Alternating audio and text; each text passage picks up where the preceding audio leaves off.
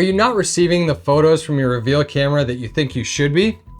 Well, let's troubleshoot and figure out what might be causing the problem. First, there's a couple things that you want to check right away. Are you using the required SD card? So choosing the right SD card is crucial when setting up your reveal camera. You need to be using a Class 10 U3 card.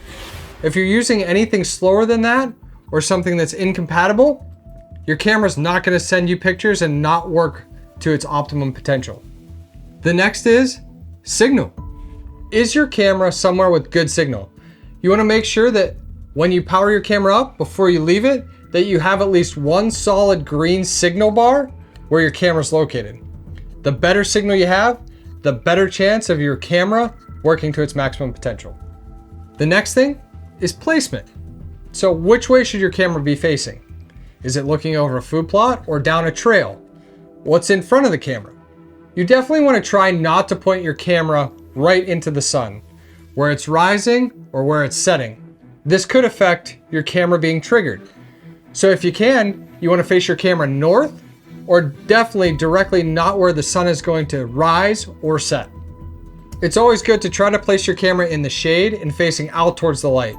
If the light's not directly hitting your camera right in the sensor, you have a better chance of it not constantly triggering and sending you false pictures. Your intended capture area is something that you definitely want to pay attention to.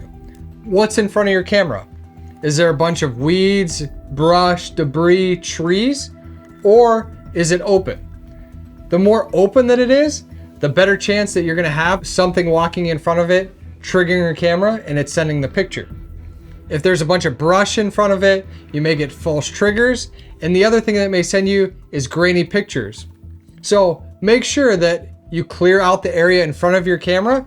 And the more open it is, or the more clear visual there is between your camera and the subject that you're trying to capture, the better off you are. The optimal distance from your camera to your target is around 25 to 30 feet. So keep this in mind when you're setting up your camera.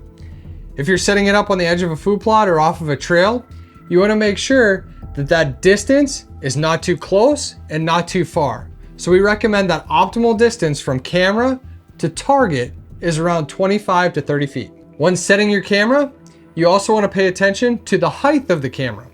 We recommend that you set it 3.5 to 4 feet off the ground.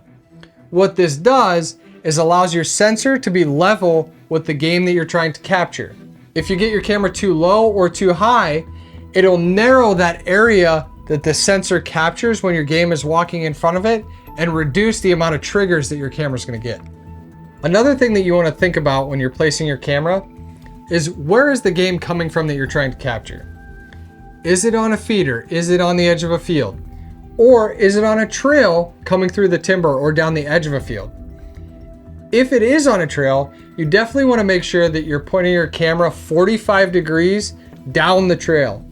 You never want to face your camera just perpendicular to a trail. Think about it. Your camera has a sensor.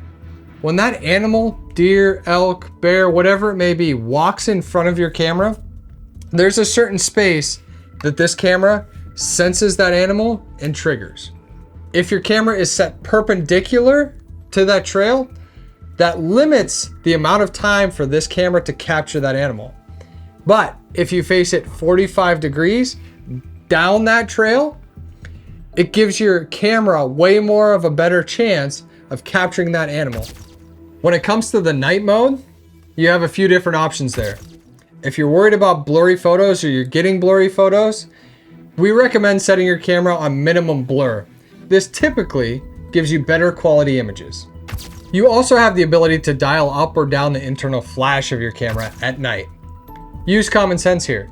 If your target is close to your camera, you want to use a lower flash setting. If your target is further away, maybe you're on the edge of a field and you're trying to capture game that's crossing further away from your camera, you may want to use a higher flash setting. The Reveal cell cameras have tons of great features that let you customize the way that you use your cameras.